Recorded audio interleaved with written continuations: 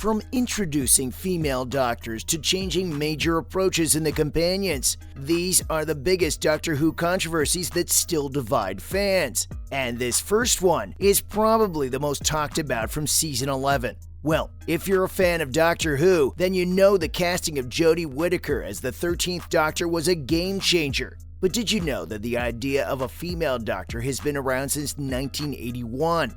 That's right, Tom Baker cracked a joke about it when he left the show. Talk about predicting the future. Now, fast forward to the relaunch of Doctor Who in the 2000s, and the pressure was on for the BBC to cast a woman for the role. But not everyone was on board. Stephen Moffat found himself defending the idea, insisting that the show wasn't just for progressive liberals, but also for those who voted for Brexit. Interesting assumption there, Moffat. Of course, when the announcement was made, the internet exploded. The BBC even had to release a statement defending the casting. And even now, there are still people out there using the hashtag #NotMyDoctor on Twitter. But before we dismiss everyone who objects to the idea of a female doctor as sexist, let's remember that some fans are simply uncomfortable with the change in dynamic. But Moffat says those fans are in the minority. He claims that 80% of people approve of the casting on social media. And let's be real, Moffat is known for being a little dismissive at times, which might have made things worse. It's like when someone tells you to calm down when you're already calm, and suddenly you're not so calm anymore. So what do you think? Are you on board with a female doctor, or do you think it's changed the show too much? And as you ponder about that, think about this next controversy. I'm talking about changing the approach in the companions. Now, as you might know, Doctor Who Season 11 shook things up big time. And it's because of the new female doctor.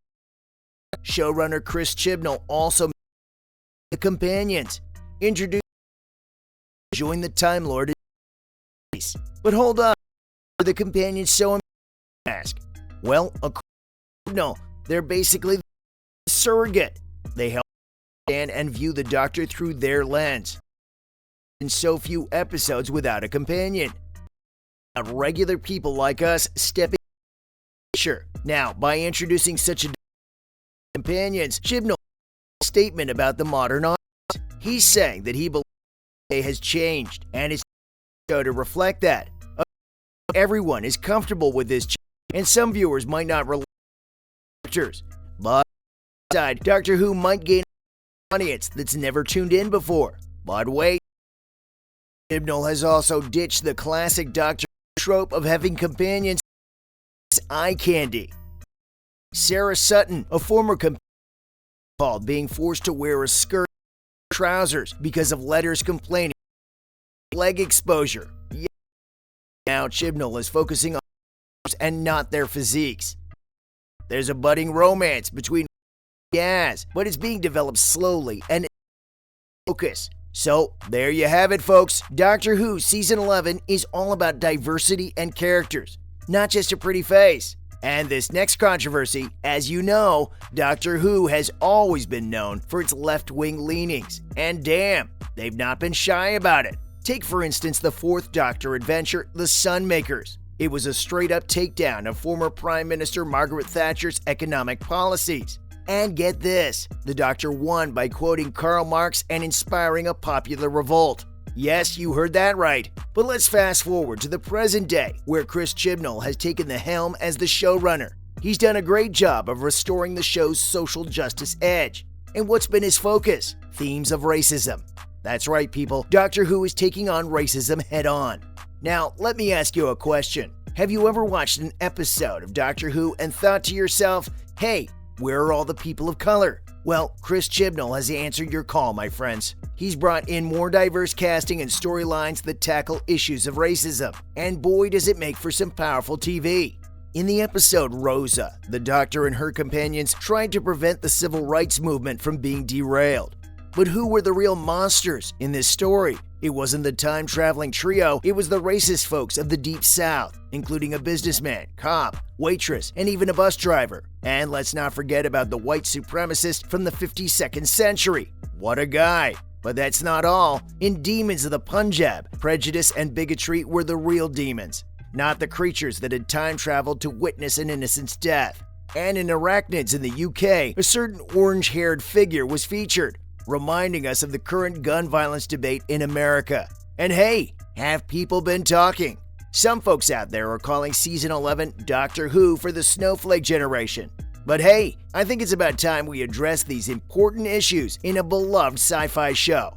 So what do you think? Are you ready to tackle some deep topics, or are you just in it for the time-traveling shenanigans? And if you thought that's all, then this next controversy will break your jaws. Did you realize that Season 11 is a little bit unique? Take a moment and talk about why Doctor Who's latest monsters have been less scary than a cat in a Halloween costume. Now I get it. Classic Doctor Who monsters like Daleks and Cybermen have been done to death. But come on, the new show hasn't exactly been hitting it out of the park with their replacements.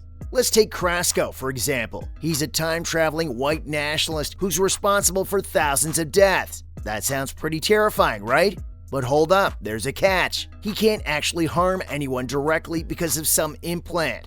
So what's the point of having a villain who can't even be a villain? And then there are monsters in arachnids in the UK, accidentally enlarged spiders. Wow, how creative. Oh, and let's not forget the giant spider that suffocated under its own weight. Yep, that's definitely going to give me nightmares.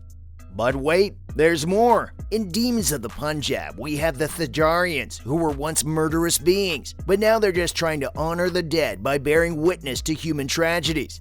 I mean, sure, that's great and all, but it doesn't exactly make for a spine-chilling villain. And, by the way, have you wondered why the new bad guys are, well, not so bad? In fact, they're pretty weak compared to the classic villains of Doctor Who. But there's a reason for that, and it's all about human nature. You see, the 13th Doctor isn't just fighting off some evil aliens or monsters. She's battling against the very worst parts of humanity. In Rosa and Demons of the Punjab, it's all about prejudice and racism. In the Ghost Monument, the enemy is selfishness and greed. And in Arachnids in the UK, it's all about ego-driven politics and ambition. Now, this isn't a new concept in Doctor Who. Many classic stories have focused on the idea that human nature itself is the real enemy. But this time around, there's a general lack of memorable new villains, which has left some fans feeling a little disappointed. And let's not forget the controversy Arachnids in the UK aired right after a week of political, religious, and racial violence in the United States, which made the gun violence message a little too on the nose. But hey, that's Doctor Who for you. It's never been afraid to tackle tough issues head on. But here's the ironic part. While the new Doctor Who is tackling tough issues, it's actually more like the classic series in terms of pacing. You remember how Davies and Moffat used to speed through the story with plot devices like the psychic paper? Well, Chibnall's version takes its sweet time. The Doctor and her friends actually explore the world they find themselves in, which is a big change for fans who've been watching since 2005. Until next time, cheers!